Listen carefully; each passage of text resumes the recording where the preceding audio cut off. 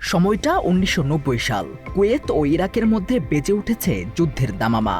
মধ্যপ্রাচ্যের এই চরম সংকট নিরসনে সৌদি আরবের তৎকালীন বাদশাহ ফাহাদ বিন আব্দুল আজিজ মক্কায় এক আন্তর্জাতিক মীমাংসা বৈঠকের আহ্বান করেন। সারা বিশ্ব থেকে আমন্ত্রণ জানানো হয় ৪০০ জন বিশিষ্ট মেহমানকে। সেই আমন্ত্রিত অতিথিদের মর্যাদাপূর্ণ তালিকায় ছিলেন বাংলাদেশের প্রখ্যাত মুফাসসির কুরআন আল্লামা দেলোয়ার হোসেন সাঈদী। সৌদি আরবে পৌঁছানোর পর রাষ্ট্রীয় প্রটোকলে অতিথিদের হোটেলে রাখা হয়। এশার নামাজের পর প্রত্যেক মেহমানের হাতে তুলে দেওয়া হয় একটি বিশেষ ব্রিফকেস, যার ভেতরে উপহার হিসেবে ছিল পবিত্র কাবা শরীফের গিলাফের অংশ, সুগন্ধি আতর, জায়নামাজ এবং ৩ দিনব্যাপী অনুষ্ঠানের সূচি দেখেই আল্লামা সাঈদীর চোখ আনন্দে অশ্রু সজল হয়ে ওঠে। কারণ সেখানে লেখা ছিল সম্মেলনের শেষ দিন অর্থাৎ শুক্রবার সকাল 7:30টায় এই বিশেষ মেহমানদের জন্য খুলে দেওয়া হবে পবিত্র কাবা শরীফের দরজা। বৃহস্পতিবার সারা রাত তাওয়াফ আর ইবাদতের পর আসে সেই কাঙ্ক্ষিত শুক্রবারের সকাল। ফজরের পরপরই নিরাপত্তার চাদরে কাবা শরীফের চারপাশ ঘিরে ফেলে সেনাবাহিনী।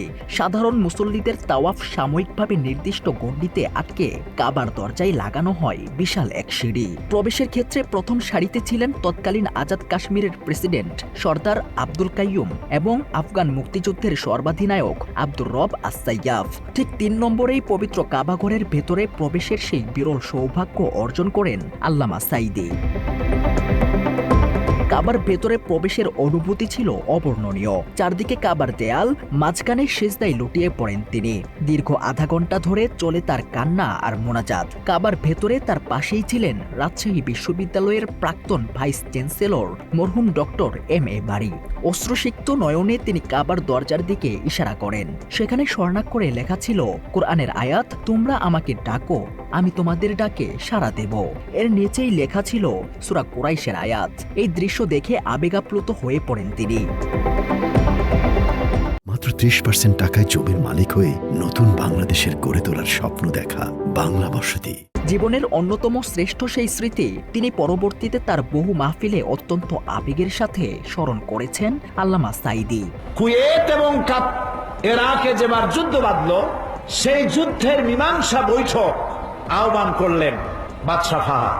তাতে পৃথিবী থেকে ৪০০ মেহমানদেরকে দাওয়াত দিলেন মীমাংসা বৈঠকে। কেমনে কেমনে আমার মতো একটা ভাঙ্গা ছেড়া মানুষও দাওয়াত পাইল। ৩ নম্বরে আল্লাহ তারে গোলামকে চান্স করে দিলেন। ভিতরে ঢুকে তখন তো আর কাবা একদিকে নাই, চারোদিকে কাবা। চারোদিকে দুরাকাত নামাজ পড়ে আল্লাহর ঘরের মাঝখানে সেজদায় পড়ে গেলাম। আজ তিনি বেঁচে নেই, তবে তার সেই স্মৃতিময় বর্ণনা আজও বহু মানুষের হৃদয়ে দাগ কাটে।